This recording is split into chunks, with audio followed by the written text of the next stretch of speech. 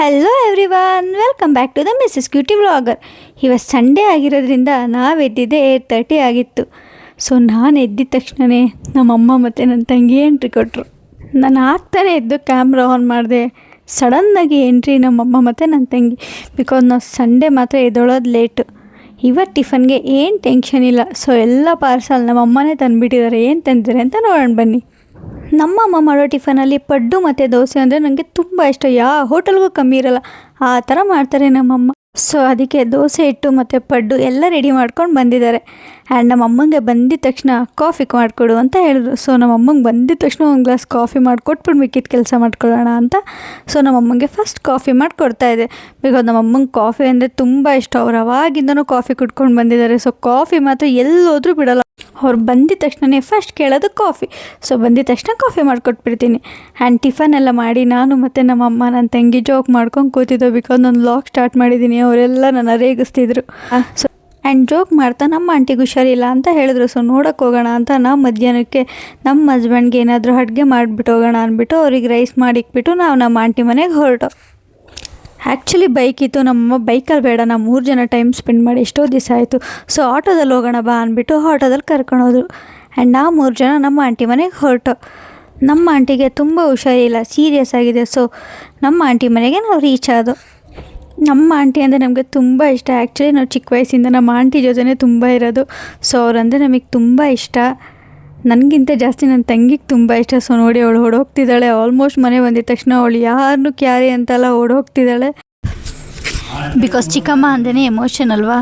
So ನಾನು ಹೋಗಿದ ತಕ್ಷಣ ನನ್ನ ತಂಗಿ ಬಂದು ಬಂದು ತಪ್ಕೊಂಡು. ಬಿಕಾಸ್ ಎಷ್ಟೋ ದಿನ ಆಗಿತ್ತು. ಆ್ಯಂಡ್ ನೋಡಿ ನಮ್ಮ ಆಂಟಿ ಹಿಂಗಿದ್ದಾರೆ. ಬಿಕಾಸ್ ನಮ್ಮ ಆಂಟಿಗೆ ಹುಷಾರಿಲ್ಲ, ಕಿಡ್ನಿ ಪ್ರಾಬ್ಲಮ್ ಆಗಿ ಅವ್ರು ತುಂಬ ವೀಕ್ ಆಗಿದ್ದಾರೆ. ಅವಾಗಿರೋದಕ್ಕೂ ಇವಾಗಿರೋದಕ್ಕೂ ತುಂಬ ಡಿಫ್ರೆನ್ಸ್ ಇದೆ. 1% ಕೂಡ ಹೋಲಿಕೆ ಇಲ್ಲ, ಆ ಥರ ಆಗಿದ್ದಾರೆ.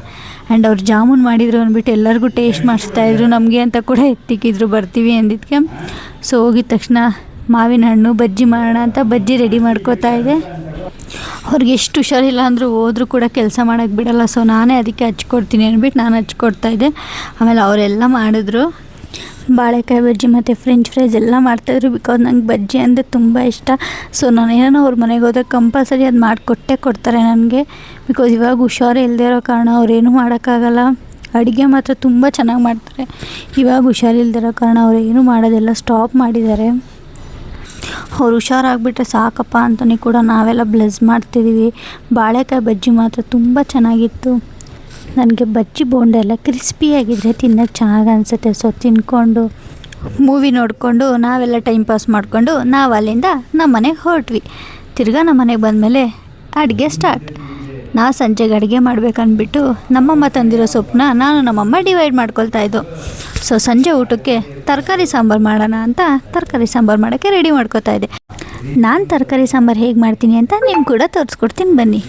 ನಾನು ತರಕಾರಿ ಸಾಂಬಾರು ಮಾಡೋದಕ್ಕೆ ಬೇಳೆ ತೊಳ್ಕೊಂಡು ಚೆನ್ನಾಗಿ ಅದಕ್ಕೆ ನೀರು, ಅರಿಶಿನ ಮತ್ತು ಉಪ್ಪು ಈ 3 ಹಾಕ್ಕೊಂಡು 2 ವಿಜಿಲ್ ಕೂಗಿಸ್ಕೋಬೇಕು. ಬಿಕಾಸ್ ಬೇಳೆ ಸಪ್ರೇಟಾಗಿ ಫಸ್ಟ್ ಕೂಗಿಸ್ಕೋಬೇಕು. ಆ್ಯಂಡ್ ಬೇಳೆನ ಕೂಗ್ಸೋಕ್ಕಿಟ್ಟು ನಾನು ಈ ಕಡೆ ತರಕಾರಿ ಕಟ್ ಮಾಡ್ಕೊಳ್ಳೋಣ ಅಂತ ಬಂದೆ. ಆ ಕಡೆ ಬೇಳೆ ಕೂಗೋ ಅಷ್ಟೊತ್ತಿಗೆ ನಾನು ಈ ಕಡೆ ತರಕಾರಿ ಕಟ್ ಮಾಡ್ಕೊಳ್ಳೋಣ ಅಂತ ಬಂದೆ. ತರಕಾರಿ ಕಟ್ ಮಾಡ್ಕೊಬಿಟ್ರೆ ಆಮೇಲೆ ಬೇಳೆ ಕೂಗಿದ ತಕ್ಷಣ ಆಲ್ಮೋಸ್ಟ್ ಮಾಡೋಕ್ಕೆ ಈಸಿ ಆಗುತ್ತೆ. ಬಿಕಾಸ್ ಒಂದು ಕೆಲಸ ಆಗ್ತಿದ್ರೆ ಈ ಕಡೆ ಒಂದು ಕೆಲಸ ಮಾಡ್ತಾ ಇರಬೇಕು. ಆವಾಗಲೇ ಬೇಗ ಕೆಲಸ ಮುಗಿಯುತ್ತೆ. ಬಿಕಾಸ್ ನಾನು ಕೆಲಸನ ಯಾವತ್ತೂ ರಿಸ್ಕ್ ತೊಗೊಂಡು ಮಾಡಲ್ಲ, ಖುಷಿಯಿಂದ ಮಾಡ್ತೀನಿ. ಸೊ ನನಗೆ ಯಾವುದು ರಿಸ್ಕ್ ಅನಿಸಲ್ಲ. ಬಿಕಾಸ್ ನನಗೆ ಅಡುಗೆ ಮಾಡೋದಂದರೆ ತುಂಬ ಇಷ್ಟ. ನಾನು ಅಡುಗೆನ ಲೇಟ್ ಆದರೂ ಪರವಾಗಿಲ್ಲ, ಸ್ವಲ್ಪ ಟೇಸ್ಟಿಯಾಗಿ ಮಾಡೋಣ ಅಂತ ಟ್ರೈ ಮಾಡ್ತೀನಿ.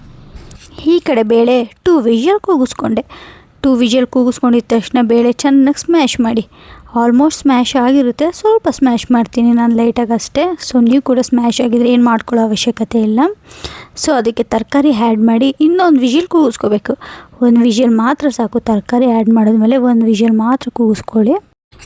ನೆಕ್ಸ್ಟ್ ಮಸಾಲ ಹಾಕಿದ್ಮೇಲೆ ತಿರ್ಗಿ ಕುದಿಸ್ಕೋಬೇಕಾಗುತ್ತೆ. ಸೊ ಅವಾಗ ಕೂಡ ಬೇಯಿಸ್ತೀವಿ. ಸೊ 1 ವಿಜಿಲ್ ಕೂಗಿಸ್ಕೊಳ್ಳಿ ಸಾಕು.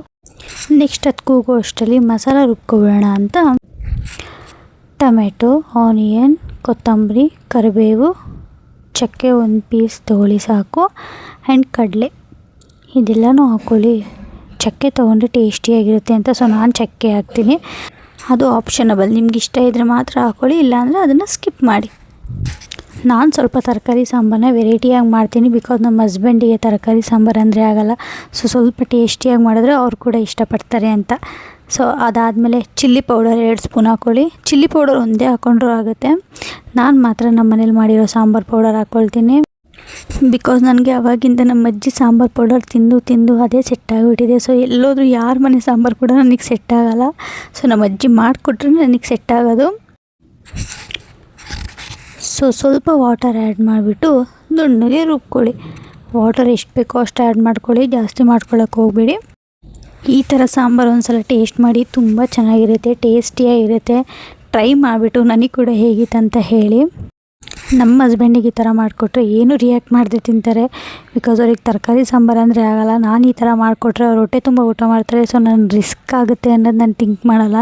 ಟೇಸ್ಟಿಯಾಗಿ ಮಾಡಬೇಕು, 10 ಮಿನಿಟ್ಸ್ ಲೇಟ್ ಆದರೂ ಪರವಾಗಿಲ್ಲ, ಟೇಸ್ಟಿಯಾಗಿ ಮಾಡಬೇಕಂತ ನಿಧಾನಕ್ಕೆ ನಾನು ಕುಕ್ ಮಾಡ್ತೀನಿ. ಆ್ಯಂಡ್ ಎಲ್ಲ ಮಸಾಲ ರುಬ್ಕೊಂಡಾದ್ಮೇಲೆ ಈ ಕಡೆ ಒಗ್ಗರಣೆ ಮಾಡ್ಕೊಳ್ಳೋಣ. ಸಾಂಬಾರಿಗೆ ಒಗ್ಗರಣೆಗೆ ಆಯಿಲ್ ಮತ್ತು ಸಾಸಿವೆ, ಕರಿಬೇವು, ಆನಿಯನ್ ಇಷ್ಟು ಒಗ್ಗರಣೆ ಮಾಡಿಕೊಂಡು ನೀಟಾಗಿ ಆನಿಯನ್ನ ಫ್ರೈ ಮಾಡ್ಕೊಳ್ಳಿ.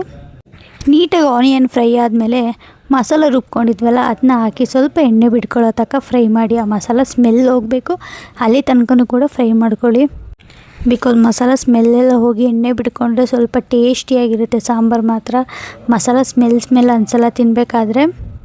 ಸೊ ಮಸಾಲ ಸ್ಮೆಲ್ಲೆಲ್ಲ ಹೋಗಿ ಎಣ್ಣೆ ಬಿಟ್ಕೊಂಡ್ಮೇಲೆ ನಾನು ಈ ಕಡೆ ಎಲ್ಲ ಬೇಯಿಸ್ಕೊಂಡಿದ್ನಲ್ಲ ತರಕಾರಿ ಮತ್ತು ಬೇಳೆ, ಅದನ್ನು ನಾನು ಇದಕ್ಕೆ ಹಾಕೋತೀನಿ, ಮಿಕ್ಸ್ ಮಾಡ್ಕೊಳ್ತೀನಿ. ಅದಕ್ಕೆ ಸ್ವಲ್ಪ ಮಿಕ್ಸ್ ಮಾಡ್ಕೊಂಡ್ಮೇಲೆ ನೀವು ಉಪ್ಪು ಟೇಸ್ಟ್ ನೋಡ್ಕೊಳ್ಳಿ.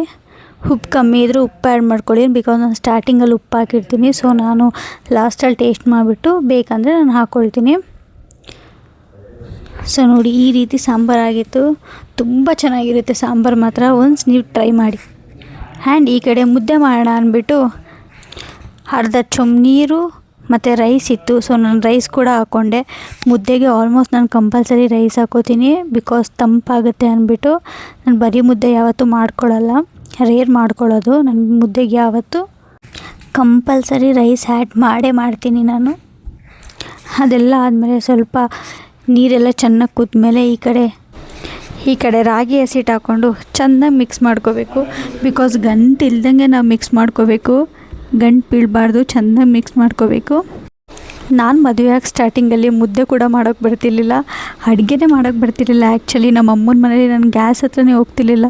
ಮದುವೆ ಆದಮೇಲೆ ಆಲ್ಮೋಸ್ಟ್ A to Z ನಾನು ಕಲ್ತ್ಕೊಂಡೆ. ಮೇಯ್ನ್ ಏನಂದರೆ ಮುದ್ದೆ ಕಲ್ತಿದ್ದೆ, ನನಗೆ ತುಂಬ ಖುಷಿ. ನನಗೆ ಮುದ್ದೆ ಅಂತೂ ಮಾಡೋಕ್ಕೆ ಬರ್ತಿರ್ಲಿಲ್ಲ. ನಾನು ಕಲಿಯೋಕ್ಕೆ ಆಗೋದೇ ಇಲ್ಲ ಅಂದ್ಕೊಂಡಿದ್ದೆ ಮುದ್ದೆನ, ಬಿಕಾಸ್ ಮುದ್ದೆನೇ ತುಂಬ ಚೆನ್ನಾಗಿ ಮಾಡ್ತೀನಿ ನಾನು. ಆ್ಯಂಡ್ ಮುದ್ದೆನ ಗಂಟಿಲ್ಲದೆ ಮಾಡಬೇಕು ಆ್ಯಂಡ್ ಚೆನ್ನಾಗಿ ಬೇಯಿಸ್ಕೋಬೇಕು ಕೂಡ.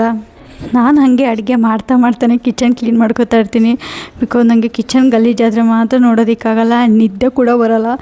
ಆ್ಯಂಡ್ ನಾನು ನೈಟ್ ಮಲ್ಕೊಳ್ಬೇಕಾದ್ರೆ ಒಂದು ಪಾತ್ರೆ ಎಲ್ಲ ಫುಲ್ ಅಡುಗೆ ಮನೆ ಕ್ಲೀನ್ ಮಾಡೇ ನಾನು ಮಲ್ಕೊಳ್ಳೋದು, ಬಿಕಾಸ್ ನಿದ್ದೆ ಚೆನ್ನಾಗಿ ಬರುತ್ತೆ ನನಗೆ.